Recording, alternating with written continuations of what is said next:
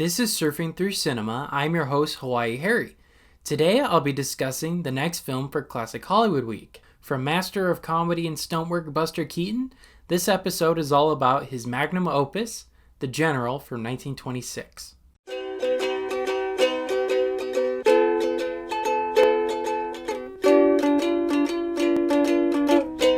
Okay, so some technical details about The General. So the original story that this movie's based off of, The Great Locomotive Chase, is actually told from the Union point of view. Like Buster Keaton's characters and all of that, it was actually told by the Union's perspective. But Buster decided to change it to the Confederate because he felt that audiences couldn't see the Confederacy as villains. And because at the time, the Civil War had only occurred 70 years prior. There were still people alive who fought in the war. So he wanted to kind of continue what was happening in that era of Reconstruction and unifying the nation.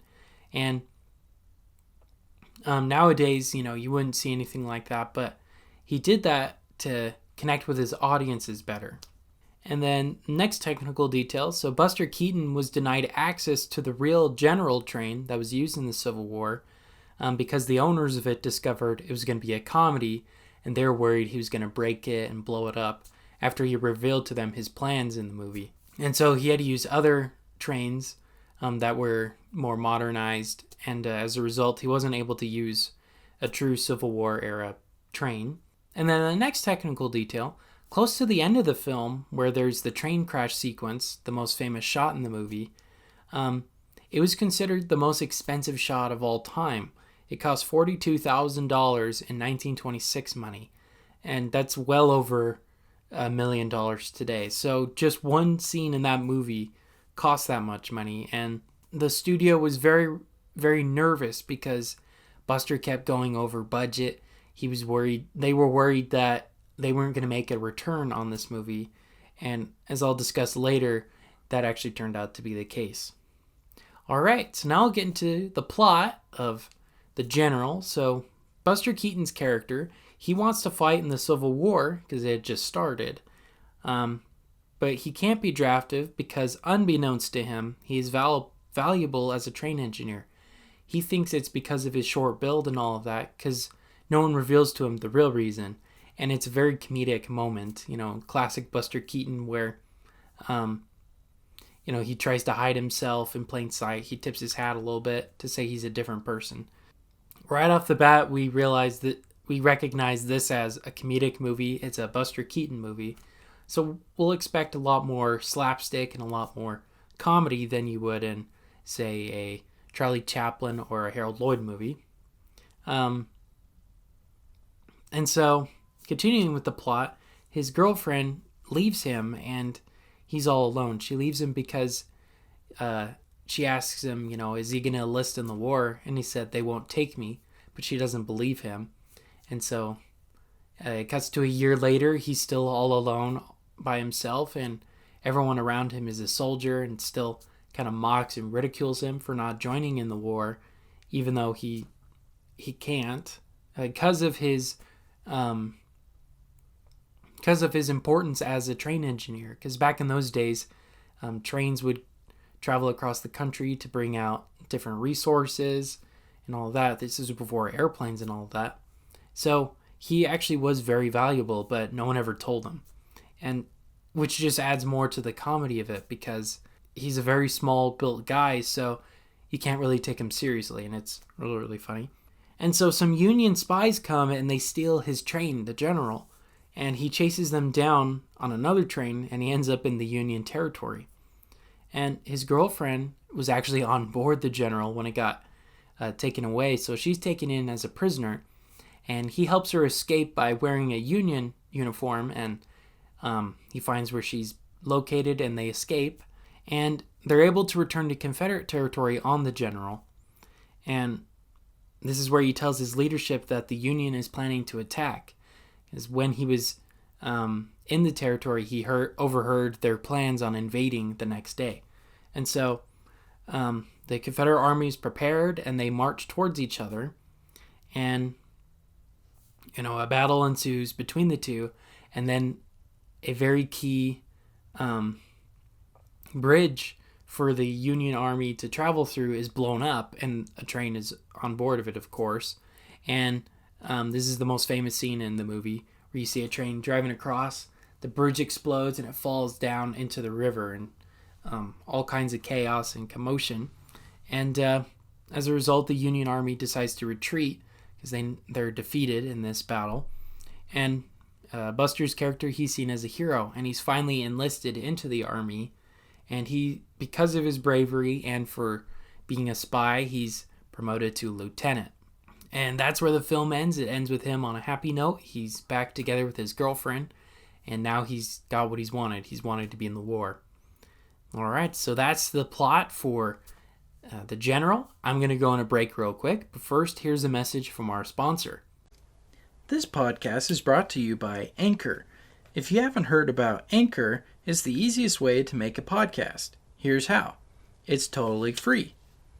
There are tools that allow you to record and edit your podcast from your computer and even your cell phone. But that's not all. Anchor distributes your podcast for you so it can be heard on Spotify, Apple Podcasts, and many, many more. You could even make money from your podcast with no minimum listenership. Anchor is everything you need to make a complete podcast all in one small place. So go on and download the Anchor app or go to anchor.fm to get started today. Okay, so we're back from our break. Now I'm going to get into some critical views, my personal views on The General. So when the film was initially released, it only made $475,000 compared to its $750,000 budget. So it was a total flop, total loss.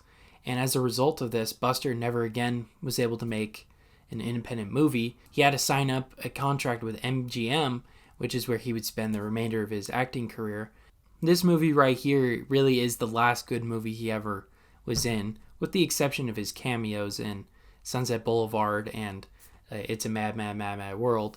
But nevertheless, this is the last time he was able to make a movie like this. It was a total failure. And a lot of magazines, including Variety, said it was slow-paced, a dull movie, not that funny. But over the years, the opinion of it has changed. Like right now on Rotten Tomatoes, it has a 93%. They're stating it's beautifully shot and acted. They compare the scenery to famous Civil War photographers of the era.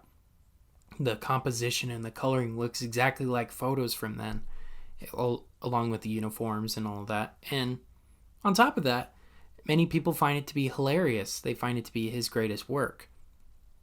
And so as a result of that, in 1989, it was inducted into the National Film Registry, along with Gone with the Wind, Star Wars, Wizard of Oz, and etc. And this was the first year they ever did that. So this is one of the first movies that was put into that.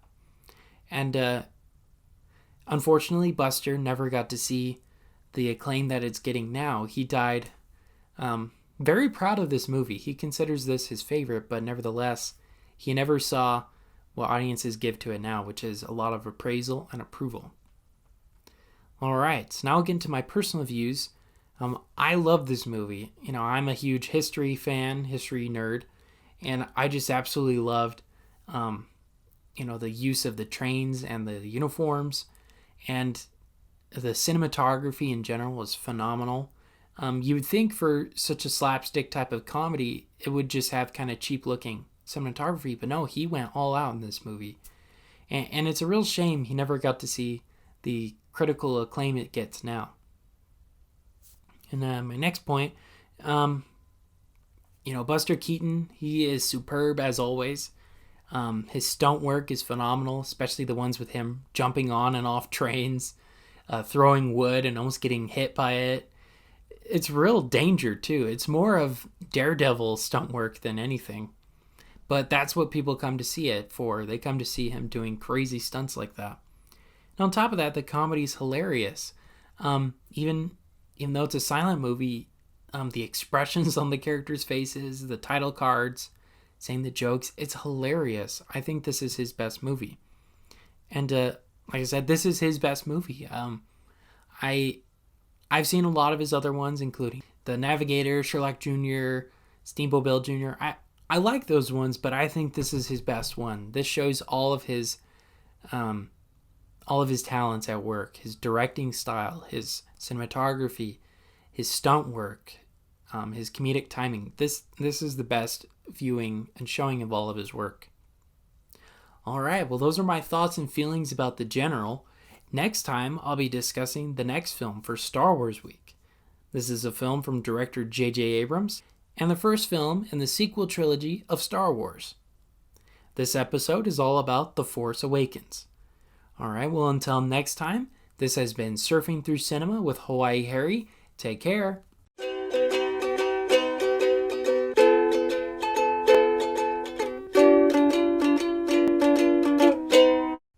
Thank you for listening to Surfing Through Cinema. Make sure to check us out on Facebook at Surfing Through Cinema with Hawaii Harry and on Instagram with Surfing Through Cinema. We also have a website, www.anchor.fm/Surfing Through Cinema, where you can learn more details on upcoming episodes and on past episodes.